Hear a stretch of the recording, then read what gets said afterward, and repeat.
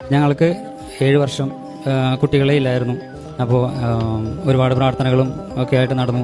ഞങ്ങൾ പല ഹോസ്പിറ്റലുകളും കാണിച്ചു, മരുന്നുകൾ കഴിച്ചു, എന്നാലും ഒരു ഗുണമൊന്നും ഉണ്ടായിട്ടില്ല. പിന്നെ ലാസ്റ്റ് ഞങ്ങൾ സബൈൻ ഹോസ്പിറ്റലിലാണ് കാണിച്ചത്. അവിടെ ഡോക്ടർ പറഞ്ഞു IVF അല്ലെങ്കിൽ IUI ചെയ്താലാണ് അടുത്ത ഒരു ഓപ്ഷൻ നിങ്ങൾക്ക് കുട്ടികളുണ്ടാവാൻ വേണ്ടിയിട്ട്. പിന്നെ അപ്പോൾ ഞങ്ങൾക്ക് അത് ചെയ്യാൻ ടൈമില്ല. അപ്പോൾ ഞങ്ങൾ പറഞ്ഞു ഇനി അടുത്ത തവണ വരുമ്പോൾ ഞങ്ങൾ IUIയോ അതോ IVF ഏതാണെന്ന് വെച്ചാൽ അപ്പോൾ നോക്കാം എന്ന് പറഞ്ഞുകൊണ്ട് നിങ്ങൾ ഒന്നുകിൽ മെഡിസിൻ കഴിക്കാം, അല്ലെങ്കിൽ പ്രാർത്ഥനയിൽ വിശ്വസിച്ച് നിങ്ങളുടെ ഉടമ്പടി ജീവിതത്തിൽ മുന്നോട്ട് പോവുക, ധൈര്യമായിട്ട് മുന്നോട്ട് പോകാൻ പറഞ്ഞു.